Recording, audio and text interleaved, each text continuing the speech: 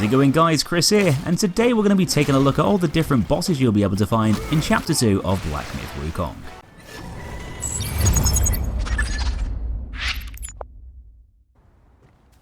So probably the first boss you're likely to run into is another gigantic frog called Lang-Li-Guhh-Baw, being fairly similar to the one in the first chapter, only with this guy being supercharged with electricity. You can expect a lot of familiar pounce attacks and kicks from this dude, but you can also expect a lot of other moves thrown into the mix too, many of which can zap you, putting you into a shock state which increases the damage you'll receive for a short amount of time. Obviously not an ideal thing in a fight with a big angry frog boss. With so many of Lang-Li-Guhh-Baw's attacks being infused with lightning, including that dreaded tongue whip, it can be quite easy for the creature to obliterate your health if you're not careful, especially if you're constantly under that shock status. The big frog's going to pepper you with electrified tadpole-like currents, which chase you down over the arena, fire that electrified tongue at you from over distance, and generate shock explosions and lightning bolts, which shoot around all over the place, giving you a lot more to think about than the first giant frog fight. Despite this though, it's still arguably one of the easier bosses of Chapter 2, nicely warming you up for some much more ferocious showdowns later on. While we're on the topic of massive angry creatures, another boss you'll encounter happens to be waiting for you beyond the main gate of the village entrance, with that boss being a pretty freaky looking beast called the Earth Wolf, a huge undead hound with bony antlers, along with a load of fungus and plant vines covering its body. The Earth Wolf is a lively thing that tends to use a lot of rushing tactics, charging or pouncing on you from a distance, often biting or frantically waving its claws around to slash away at you close by. With almost all of its attacks being melee based, it's a fairly predictable fight, but still a fast paced one, with the big beastie having rapid moves that can be quite tricky to determine, having a lot of speed on its side, able to cover long distances in the blink of an eye. Whether it's dashing in for another strike, or fleeing away from battle to avoid getting trapped in one of your staff combos. That immobilise ability is therefore going to be a bit of a nightmare for the Earth Wolf, halting it in its tracks, plus letting you slap away a bunch of its health while it's unable to dive out of the way. If you want to send that big zombie dog back to the grave though, you're generally best keeping the pressure on, though being ready to get out of the way of those thrashing claws at all times, as this guy likes to use them a hell of a lot. The next boss is kind of a double whammy, as you'll be taking on two opponents once you exit the village, in the form of a father and son duo, the King of Flowing Sands, along with the second prince, a pair of royal rats that are insistent on having you for lunch, quite literally. Having two bosses to think about at once makes this a more dynamic battle than usual, though they're not exactly the most effective pair of fighters in the world, with the king being small and feeble, and the prince being a bit of an idiot. Nevertheless, you'll still need to do some multitasking, with the much tougher prince being the main guy you'll need to watch out for, as his little rat dad clambers up nearby pillars to launch rocks at you from safety. Your attention needs to be on the second prince at practically all times, as he's going to be the one swinging the massive mace around, trying to smash you around with heavy hits and slams, some of which can create shockwaves that travel over distance. He'll deal the bulk of the damage as Rat Dad chips away at your health, interrupts those staff combos, and generally acts as more of a distraction than a full-blown boss. If he does decide to hop down from his pillar though, or if his doofus son accidentally destroys said pillar, then you can slap the little pest around while he's vulnerable on the floor. But killing the king is really going to piss the big guy off, putting him in a much more aggressive state, now using even more punishing attacks and combos. It's safe to say that if you want an easier time, then you'll be best keeping the little dude alive, as he'll just run away once the fight's over. Otherwise, be prepared for the wrath of the second prince. With the second prince out of the way, and possibly his dad too, you might as well carry on wiping out even more of the family by taking on the first prince of Flowing Sands, found hiding away in a cave system not too far away. If you spared the king's life in the last fight, then his much more monstrous son won't be quite as forgiving, as due to him having his memory wiped, he'll eat his old father alive as he rushes in for help, which probably wasn't part of the plan. Otherwise, dropping some pungent flesh down a chasm will lure the big nasty out to take you on in a fight instead. The first Prince of Flowing Sands is a hell of a lot bulkier than his brother, using sheer strength and heavy momentum to try and beat you to a pulp and tarmac the floor with you, having those tree trunk sized arms to swing around or slam down for some devastating ground pounds. This also gives the prince quite a lot of reach too, making it even riskier to rush in with aggressive combos, knowing you can easily be caught out by one of his sudden lunges. With the boss throwing his body weight around so much, clumsily flopping about all over the place, this means that his strikes can cover a surprisingly wide area, forcing you to be smart about advancing forwards. Those attack patterns might seem fairly simple, but they can still catch you out if you're being a bit too gung-ho. And with him having a beefier health pool than his brother, you'll need to be a tad more patient if you want to complete the family trio. As you reach the top of Crouching Tiger Temple, you'll be met by, you guessed it, a bloody crouching tiger, quite literally, chugging down on the blood of his victims from a nasty pool of gore. Tiger Vanguard is a fast and relentless boss who'll probably kick your ass if you're not well prepared. He's highly skilled in martial arts, using a variety of hard-hitting kicks, punches and slamming strikes that can knock you around unexpectedly. And for such a bulky, powerful dude, he's also surprisingly agile, able to spin around and perform acrobatic maneuvers, switching between different combat stances during the battle, to spice things up and make his attack patterns even less predictable. Getting smacked all over the place is bad enough, but when the tiger pulls out that sword, that's when you really need to start paying attention, as one wrong move could easily be your last. Tiger Vanguard throws a few devastating attacks into the mix, with lunging slashes obliterating huge chunks of health, practically making them insta-kills if you're under half a bar. Not to mention that he's also got the ability to turn into stone too, protecting himself from taking damage, while readying up for more brutal strikes. He can hit you hard and even over distance.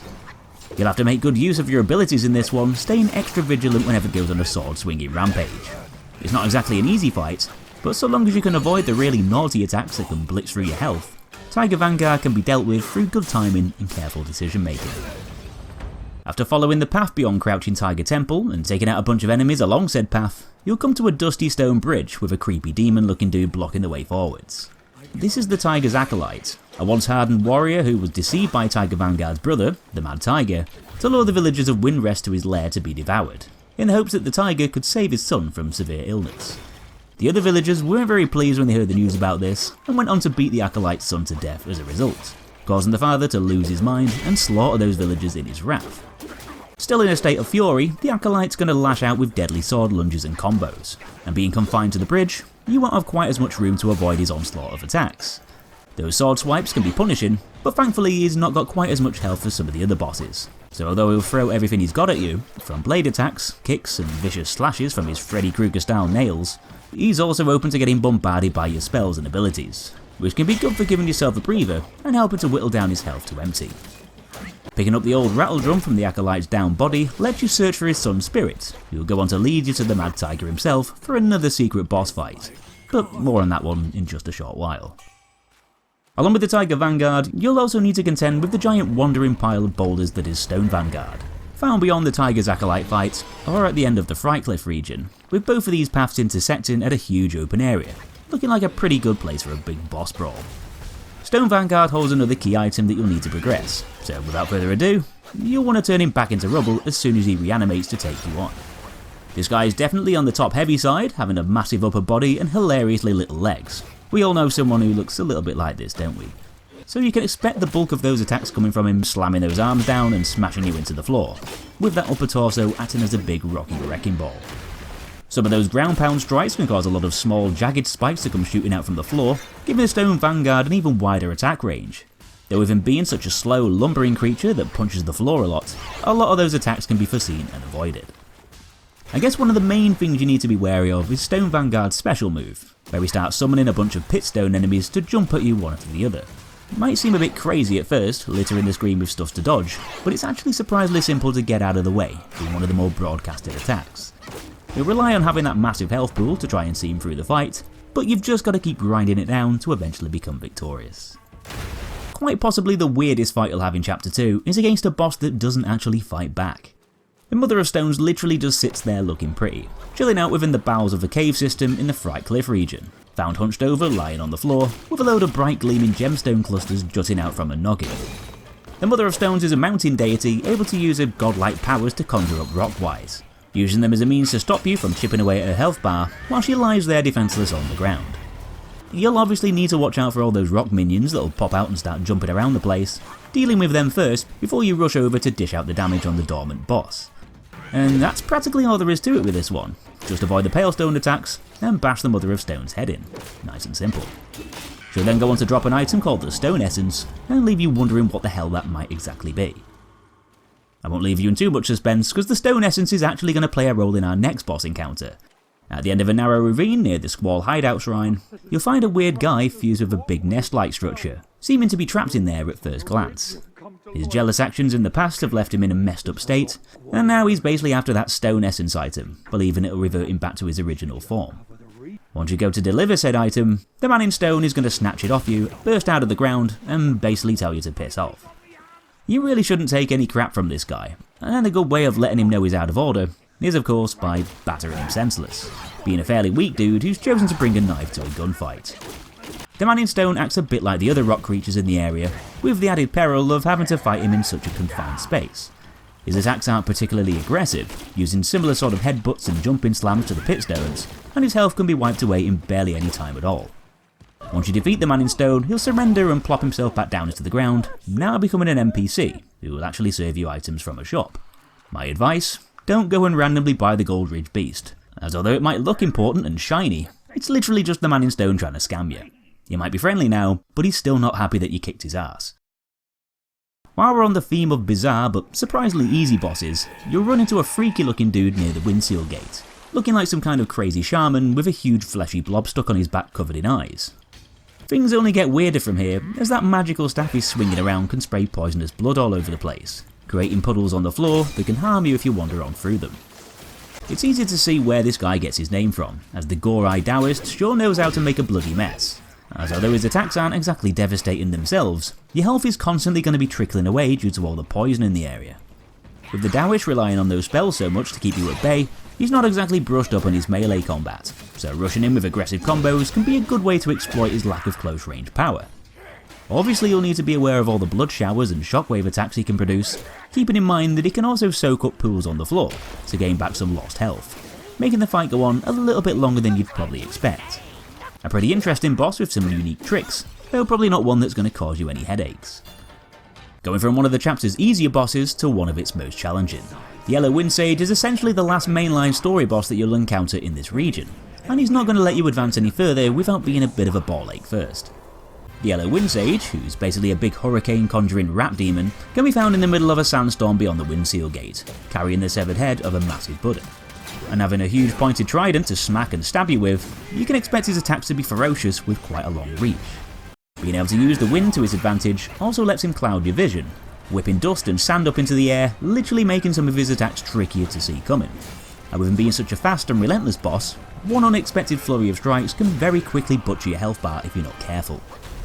Limited visibility is just one trick that the Yellow Wind Sage has at his disposal, also being able to conjure up huge sand twisters that roll around the area, sometimes interrupting your flow of combat by tossing you up into the air, inflicting damage and ruining your staff combos, while giving the boss an edge over you while you're disoriented. Thankfully there is a way to nullify these gust powers, and that's by using an item called the Anti-Wind Vessel, which can be picked up from another secret boss found elsewhere in the chapter. More on that one in just a bit. But as the fight rages on, the Yellow Wind Sage gets more and more restless, giving you loads of rapid trident strikes and slams to avoid as you try your best to whittle down the rest of his health. So that might very well be the last main boss of the chapter, but there's still quite a few secret ones for us to check out here too, one of which can be found after collecting 6 Buddha eyeballs scattered all around the Fright Cliff region. Just be prepared to get harassed by a load of angry rock people while you do this.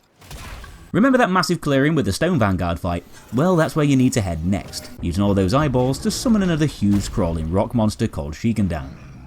Now this guy fights in a similar way to Stone Vanguard, being a big stompy menace with lots of slow but powerful slamming attacks, spending most of his time throwing his weight around to try and crush you into the floor.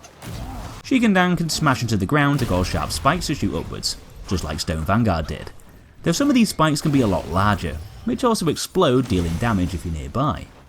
It's sneaky tricks like this that might give Shigandang the edge over the other boss. Though the most punishing thing you'll need to watch out for is the inclusion of devastating shockwave attacks, which cover a pretty wide area and can generally be quite awkward to avoid.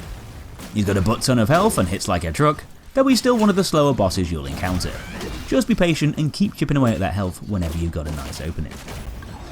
After picking up the old rattle drum from the Tiger's Acolyte, you'll be able to contact his son's spirit in a few different locations. You'll eventually meet the spirit face to face by going to a well near the Sandgate village entrance, who's going to invite you to meet a friend who helped to ease the ghost kid's illness. Of course, that friend just so happens to be the Mad Tiger, and jumping down the well plops you right in the middle of his lair. And he's not exactly up for making any more buddies, putting you on the menu without much hesitation. Now the Mad Tiger is one super pissed off cat, launching himself all over the place, having a good combination of both power and speed. You might choose to fight barehanded, slapping you around most of the time, but those frenzied claw strikes and rushing attacks can deal a hell of a lot of damage, while also being able to hit you from surprisingly long ranges too. This means that you can never really feel safe at any point in the fight, with Mad Tiger being such an agile boss that can dive across the room at any moment to suffocate you with a barrage of melee strikes, giving you little room to heal up or make any mistakes, especially with some of his attacks being able to shred through big chunks of your health in one swift move. He can weaponize his surroundings, roaring into the air to cause rocks to shower down from the ceiling, and even sometimes picking up massive boulders from the floor and slamming them down onto your head from a distance. Not exactly an easy fight, as it might take you a few tries to nail down the timing of his attack combos. Just remember to make good use of Immobilize to halt those erratic movements, and be prepared to dodge his attacks at all times. As you venture into a big opening around the Rock Rest Flat area, you'll come across a big hungover boar, just chilling out looking for something to make him feel a bit better. Typical Sunday morning vibes. After acquiring the Sobering Stone from a house near the Windrest Bridge Shrine, you can give that to the drunken boar to clear his head, but he's also going to feel a bit peckish too. With no bacon sandwiches around, you'll need to travel over to Crouching Tiger Temple, where you'll find him again, craving a Jade Lotus. Thankfully you can grab one of these from the Keeper's Shrine, and just give that to him as another kind gesture. If you go back to the original clearing to meet the yellow-robed Squire again, instead of giving you a nice warm greeting and saying thanks for all the stuff that you've given him, he'll charge forwards and violently attack you, trying to get the gold piece that you picked up from the big rat boss. How nice of him. Now Pumba's not exactly going to put up a brutal fight, mainly slashing away with his long nails and goring you with those tusks, though visibility might not be the best at times, with the Squire kicking up dust and using sand a lot in his attacks to try and conceal his position. He's also able to conjure up some magical items that can be twirled and thrown, a golden halo type thing that can be used as a close range melee weapon, along with some pointed spears that can be chucked over distance, neither of which are particularly tough to dodge, mind you.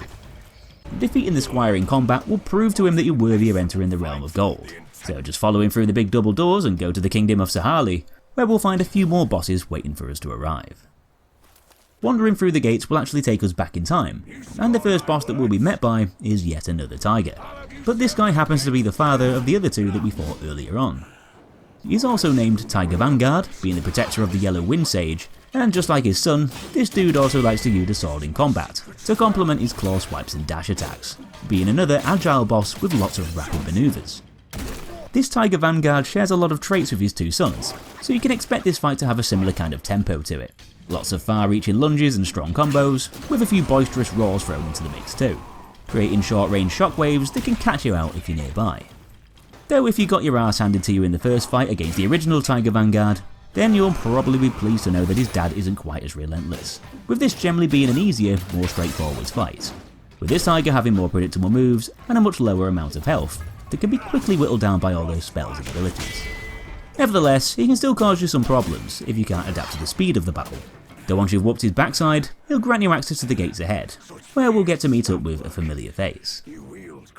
Overlooking a gigantic sandy clearing, the Yellow Wind Sage can be found preparing to take on the mighty Fuban, who happens to be holding a precious artifact, making the creature immune to the Wind Sage's powers. He's going to need your help to retrieve that artifact first, so he'll lure Fuban out by beating a big drum, and you'll do what you do best by charging headfirst into the sandy arena to kick off another epic boss battle.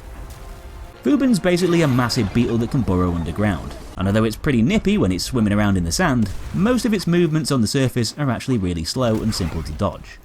Though of course, having a creature the size of a building body slam on top of your head, you can also expect it to be quite powerful too. Fuban's mainly going to use a mixture of sweeping arm movements and ground pound attacks, potentially dealing lots of damage with them, but also giving you ample time to heal up or deal some damage yourself, with it having some pretty lengthy delays in between its strikes. This is definitely going to be useful, as being such a hefty thing, it's also got an absolute stonker of a health bar, making it feel like you're just tickling the creature to death with those staff combos. With Fuban being such a damage sponge, this makes it a very drawn out fight, not exactly helped out by the creature diving around in the sand, being invulnerable to your attacks while it does. Though thankfully partway through the fight, the Yellow Wind Sage's constant banging of the drum is going to give Fuban a bit of a breakdown, knocking it out temporarily, which allows you to climb up to the top of the beetle to retrieve that artifact disrupting the Wind Sage's powers. This activates the second wave of the fight, where the Wind Sage will join you for the rest of the battle, now being able to use his powers against Fuban and generally help you whittle down that health bar a lot faster in the process. With the both of you bombarding the beetle with loads of unavoidable attacks, you can expect this phase to be over a lot quicker, with Fuban being far too big and dozy to take the two of you on. The Wind Sage will do the honours at the end, basically finishing off Fuban with one final strike with his trident, leaving the big beetle to sink below into the sandy dunes. He'll thank you for your efforts, though probably regret it later on if you decide to use that wind-stopping artifact against him in the chapter's final fight. Something you definitely should do. So the final secret boss in chapter 2 can be found chilling out behind a waterfall of sand near the Rockrest Flat Shrine. Though you're also going to need to offer up the Long Scale, which is the same item that you needed to get to Red Long in chapter 1. As you walk through the double doors and enter the mysterious domain, you'll notice that there's a hell of a lot of sand getting kicked up everywhere, with the electrically charged Black Long boss waiting for your arrival. Armed with a giant pair of zappy maracas, this dragon guy might not look very daunting at first, waving his weapons around in a slow, methodical fashion, but he's still not to be taken too lightly, having some crazily powerful moves that can trap you into a damage-dealing stupor. Most of Black Long's main attacks are going to be melee based, slamming those twin hammers down to generate electrical pulses, sometimes even wafting them around in the air, whipping up sandstorms to try and reduce your visibility. A lot of his general attacks can be deadly, especially with them being infused with shock damage, but they're not exactly too hard to read and dodge. Though just when you think you're going to be able to wipe the floor with him, he throws in the ultimate curveball. A really savage attack where he goes into a bit of a trance, smacking the floor with those hammers, generating a series of shockwaves which cover the entire arena. This one simple move can practically delete all of your health in one go, as you can't jump over all of those waves, and every one that connects will knock out a huge block of health, wiping it all away in no time at all. As soon as Black Long unleashes this nasty attack and starts pounding the ground, you need to run like mad to the nearest rock, climb up to safety, and basically wait until the boss gets fed up of his rhythmic drumming. This attack alone is a good enough reason to make it a very risky fight, but so long as you can keep it in mind and memorise where the nearest rock is, most of his other moves shouldn't cause you too many problems in comparison. So that's all for this one guys, hope you enjoyed the video. If you did, please give it a thumbs up on your way out, and maybe subscribe if you haven't already. And for more Black Myth Wukong guides, make sure you check out the playlist on the bottom left side of the screen. Thanks for watching, have a good day, and I'll be seeing you in that next one.